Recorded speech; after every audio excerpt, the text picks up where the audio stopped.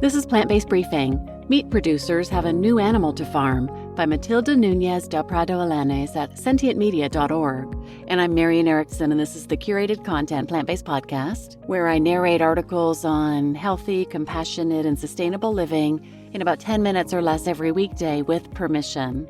Today's article is from sentientmedia.org. And this particular article is one I have queued up. I've got a couple queued up about insect farming when I learned about it. It's pretty disturbing. It's completely unnecessary and, of course, just cruel. But I bumped this one up in the queue because I received an email last Thursday from someone wanting to be a guest on this podcast. I get these emails all the time. People who obviously have never listened to the podcast because they don't know I don't have guests.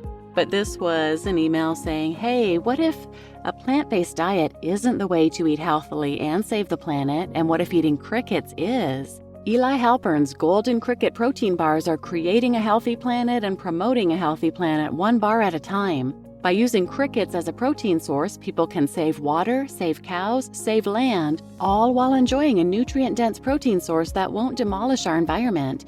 Could we book Eli as a guest on Plant-Based Briefing to discuss the sustainability and sensibility of consuming crickets? Hard no, but I responded, saying, sorry, no, I'm an ethical vegan and I'm vehemently opposed to eating crickets. I wish Eli Halpern and others would just leave them alone. And I was quite disturbed and I'm still upset to know that there are companies out there going out of their way to farm crickets and insects. Just leave them alone. But anyway, just a couple hours later, I get tagged on Instagram, where Golden Cricket Inc. had tagged me, my voiceover Instagram, not even Plant-Based Briefing Instagram. They took a screenshot of my email response to them and put it on their story and tagged me saying, hey, at plant-powered voiceover, farming agriculture kills trillions of insects and millions of rodents annually. Cricket protein is actually more ethical and nutritious and sustainable than plant protein. It did make me want to get some of these articles out here on the podcast because it's such an important message. And the myth that farming plants kills more animals or insects than farming animals is just so wrong. It's been debunked many times, but check out episodes 377 and 378 for an article by Ed Winters, Earthling Ed at Surge Activism, that completely debunks it. And you'll hear in this article that there's a cricket farm in Canada that kills between 8 and 10 million individuals every single week. I mean, how is that more ethical? Anyway, now let's get to today's Plant-Based Briefing. Meat producers have a new animal to farm by Matilde Nuñez del Prado at sentientmedia.org. Meat producers have a new animal to farm. In an effort to be more sustainable, the industry is turning to insects as an alternative source of protein. But new research on insect sensitivity and behavior raises ethical questions about this surprising trend. Humans have fed on insects for centuries and continue to do so today. According to the Food and Agriculture Organization of the United Nations, in 2013, insects were still part of the traditional diet of at least 2 billion people around the world, mostly in Africa, Latin America, and Asia. Most of the small six-legged land animals consumed for food today are collected from the wild. However, in some countries, insect farms have existed for several decades. Such is the case in Thailand, where experts estimate there are 20,000 small to medium-scale cricket farms and about 5,000 for palm weevil larvae, and in China, where there are even some industrial-scale cockroach farms intended mainly for the production of medicines and animal feed.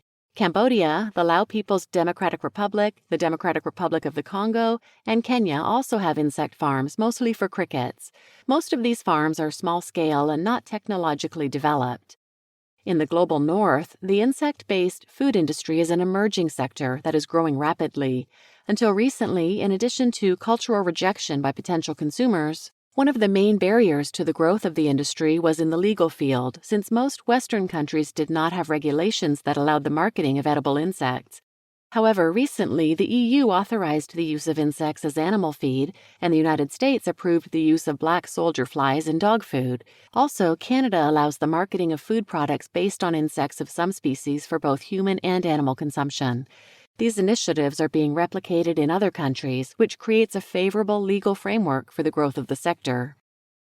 Canada currently has the largest cricket farm for human consumption in North America, where between 8 and 10 million individuals are harvested each week, in addition to several insect farms whose production is destined to feed for fish, poultry, and pets.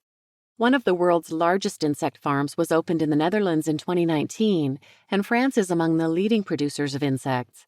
Meanwhile, the U.S. is projected to produce about 60,000 metric tons of animal feed and 20,000 metric tons of oils for poultry and swine rations per year at the world's largest insect farm to be constructed in Illinois by 2024. According to Statista, the global edible insect market could grow from 406 million in 2018 to 1.2 billion by 2023. The projections are so high that even some food industry giants such as Wilbur Ellis, Cargill Inc., and McDonald's have thrown their hats in the ring. The insect farming propaganda. In recent years, the insect-based food industry, supported by the FAO, has successfully championed insects as a sustainable source of protein. Insects require much less water and land and emit much fewer greenhouse gases than conventionally farmed animals to produce the same amount of protein. In addition, the industry says it could contribute to reducing food and agricultural waste worldwide. The list of so-called advantages is so long that several prestigious Western media outlets such as The Guardian, Financial Times, National Geographic, BBC, The Times, New Scientist, The New York Times, Netflix, and WWF, Wired, and Forbes, among others, celebrate the initiative. But for insect farming to deliver on these promises, the industry must grow in large magnitudes, which in turn could present some environmental and health problems. In an article published in the journal Trends in Ecology and Evolution, a group of scientists states that, quote, a lack of basic research on almost all aspects of production means the future environmental impact of the mass rearing of insects is largely unknown, unquote.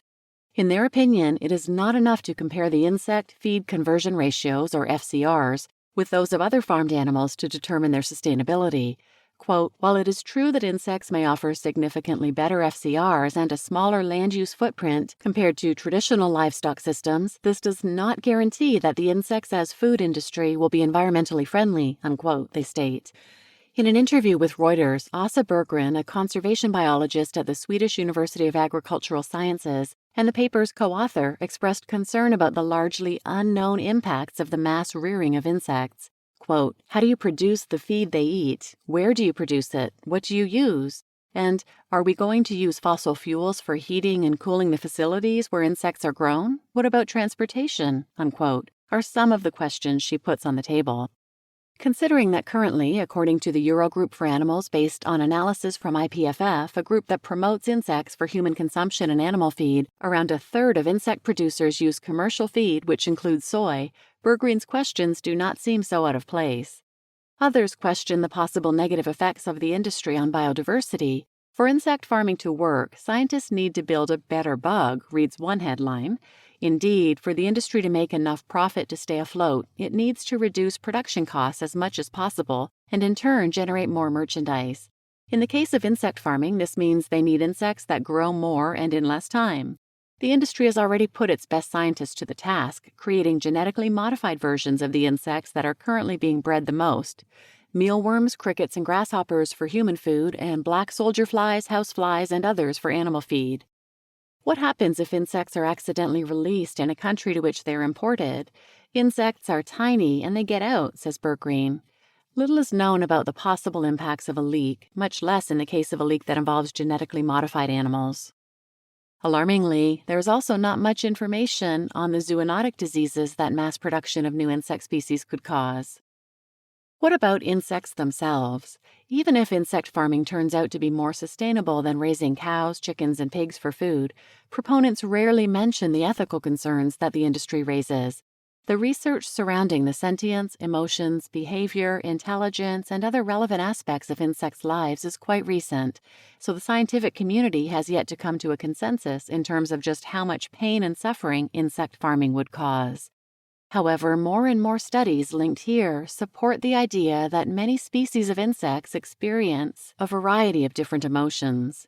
Andrew B. Barron and Colin Klein, scientists from Macquarie University, consider, quote, insect brains may indeed be capable of phenomenal consciousness and have the capacity to be aware of sensations and emotions, unquote. In a similar path, a recent BBC article mentions that, quote, there's mounting evidence that insects can experience a remarkable range of feelings and that they can be optimistic, cynical, or frightened and respond to pain, just like any mammal would, unquote. According to Jonathan Balcombe, Ph.D. in ethology and author of the book Superfly, flies exhibit discerning social lives, idiosyncratic behavior, and sensitivities to stimuli that could be very similar to our own. For example, fruit flies are able to learn from what their peers are doing. They even suffer from insomnia and react to human effective analgesics for chronic pain in a similar way we do. Quote, if industry predictions prove accurate, these farms might soon kill upwards of 50 trillion insects a year. That is more insects killed for food in a single year than the number of mammals killed by humans for food in the entire history of civilization, unquote, writes Jeff Sebo, director of the Animal Studies MA program at New York University, and Jason Shoecraft, senior research manager at think tank Rethink Priorities. In addition, the conditions to which insects are subjected can lead to premature death as well as cannibalism, which is common among other farmed animals when they're under a lot of stress. Even if it's not yet certain that insects are sentient, the latest studies suggest there's a good chance they are.